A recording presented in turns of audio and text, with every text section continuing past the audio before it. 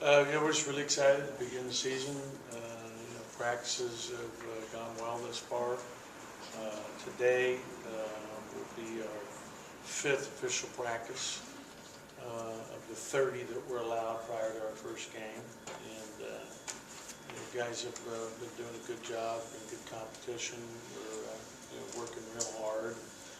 You can see that having guys back from last year's team. We have a lot of experience that returned, which is obviously really important. Get questions? We'll go ahead and get started. Where are you at from a health standpoint right now? I know you're a month out from playing a game that counts, but everybody. Yeah, we've got some guys that have been nicked up. We've got one that we're waiting to see. So but for the most part, okay. Yeah, that's the key for us to have the kind of year we want to have. We've got to stay healthy, and that's something you just don't control. And that's something that we pray for every day to remain healthy, and that's a huge key for us. We'll go front row to coaches, right? What's your thoughts about the early start with practice? It seems like it gets earlier and earlier. Well, I like it because we get more rest. Like, for example, we started this last week. Past week we went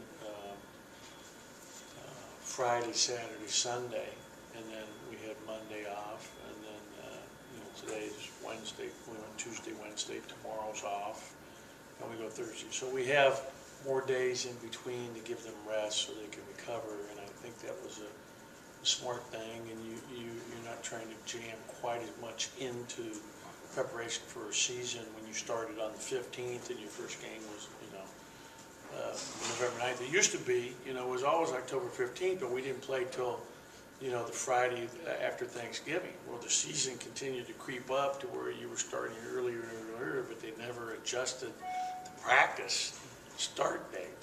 So it was actually what they've done. And basically what we did was we copied the women's game. This is what the women had done for a couple of years prior to the men finally adopted. So yeah, that's smart. We should do that too. So that's the genesis of it all. We'll go to Logan and then Brian. Just how have the newcomers sort of meshed with this team that you have, with such a veteran team coming back? Good, really well. And I think, obviously having them here in the summer really helps that.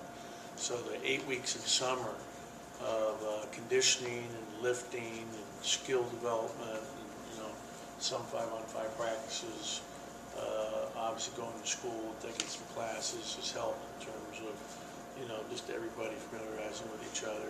I think that Reggie and Robert and DJ, along with, Jet and Andrew Junkin have all done a good job. So we're really excited about them. Is this the most experienced team you've had in your coaching career? No, I'm sure that's not true, but we have 2 seniors, and we have 2 very good seniors in Eric and Q, but I know I've had more seniors than that on the team before at some point. But we have a lot of experience from last year's team, and I'm excited. First time, obviously, the most experienced team I've had since I've been here. And experience like been in the same system for 2 or 3 years. We had some seniors my first year, but they were experienced with a new coach for the first time. There wasn't a lot of depth with that group.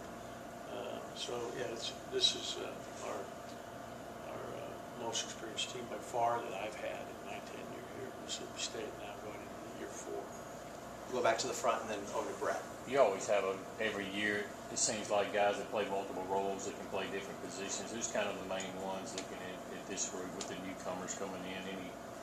Well, we'll ask Reggie to play a couple of different spots. It could end up being that Robert will be thrown into that same, need. Obviously we have, Nick Weatherstone has to do that. Tyson Carter has to do that. Q has had to do it. So there's a number of guys that, as you point out, play multiple positions offensively and defensively. Brett. Talked about culture after last season. That's kind of building up in your program. Are you seeing the results of that in the off-season development? Really are, and what's great is the leadership from our players. And our players, like, I almost catch a cue coaching his teammates, telling you should have taken that shot. I mean, shoot that shot, It's like, so it's kind of fun to see how guys are trying to help each other and coach each other, both doing the right things on and off the floor. And they're a very positive group. They really compete out there between the lines, but not outside. They're supportive of one another. And so it's really been good. We have very good leadership, really good culture. Abdul's a great leader, both by example and as well as, being real positive with his teammates. Go ahead. Your thoughts on the schedule so far? Your thoughts on the schedule? Well, really a tough schedule for us. I mean, and that was, by design.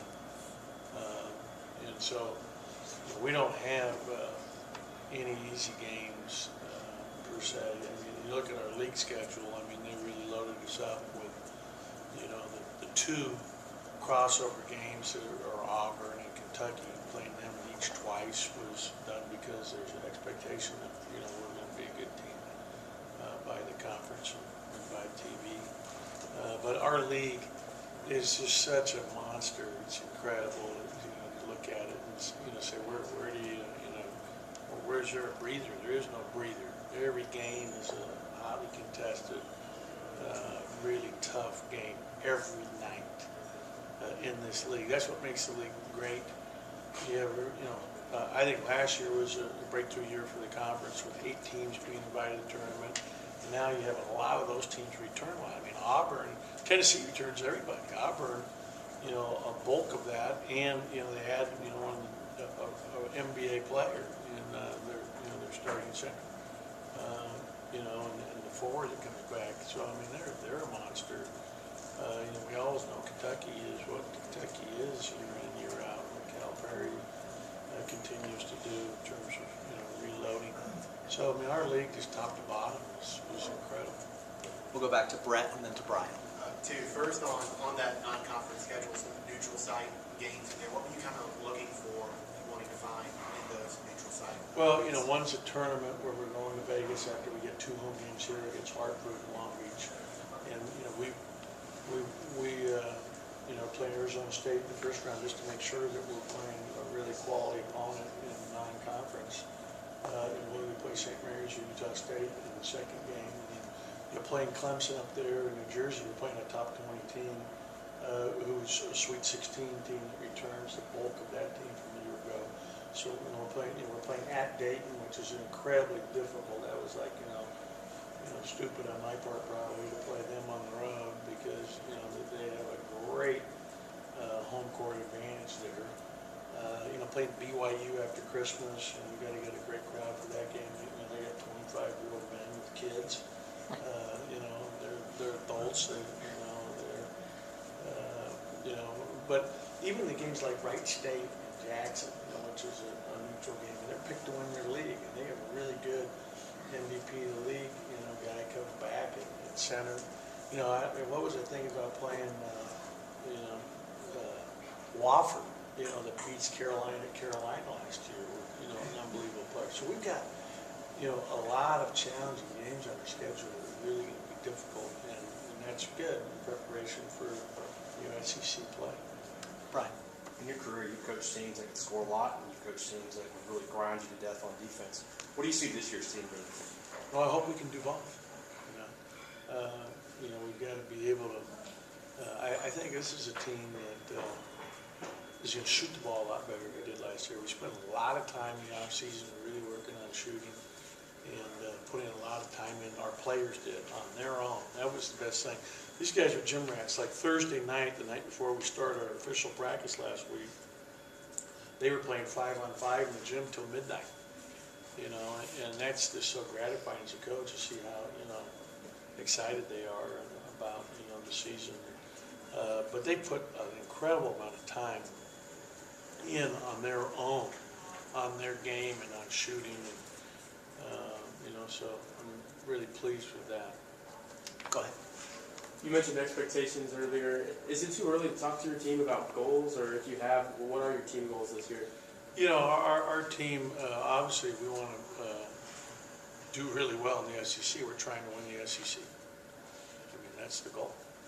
And, it's going to be an incredible task, whoever comes out of this league. I mean, right now, you got to look at the favorites are, Kentucky, Tennessee, and Auburn, based on, last year and what they have back. And, LSU is going to be incredibly tough. I mean, there's so many teams there. I mean, I think that Alabama and Florida are going to be really, really good. I mean, this league is going to be incredibly tough. That's our goal. If you come out and you finish on the top of this league, you're going to get a high seed in the NCAA tournament. Yeah, everybody's trying to get the NCAA tournament. That's a given. Go back to Brett. The NCAA made some changes to the recruiting process in August, I think, obviously a reaction to the FBI investigation. What do you think of some of the changes they made? How does it impact how y'all go about? Yeah, it actually goes into effect now. It didn't affect this past summer, but now this next summer is when it goes into effect, where we're having less time in July to view AAU events, and they'll be having some events that are held in each state. So it remains to be seen, but so that's yet to be determined as to how we feel about it. We have to go through it first, but there are a number of changes that are being made by the NCAA via the commission that was enacted a year ago, led by Condoleezza Rice and her group on the commission. We have time for a couple more. We'll go back here to the back. Obviously, the women's team always has a lot of hype, and they do a pretty good job of dealing with that hype. This year, it might be kind of new for you guys to have a lot of expectations and hype. How do you just plan on talking to your team and dealing with those expectations? Yeah, it's a great question, because we haven't had that, not to this level, where people have us in the national rankings. And bottom line is, it's really nice, and it brings, I think a lot of excitement for our fans, and it's been exciting for our players, but you still got to go out and earn it. You got to prove yourself every day. And, those rankings mean nothing once the ball is tipped. All it does is put a bigger bullseye in your chest for other people. And it's easier fodder for a coach to say, oh yeah, they're really good. I mean, look, they've been, the whole thing. So, that's kind of how we'll handle it. Anything else for Coach? Okay, All right, thank you thanks. guys.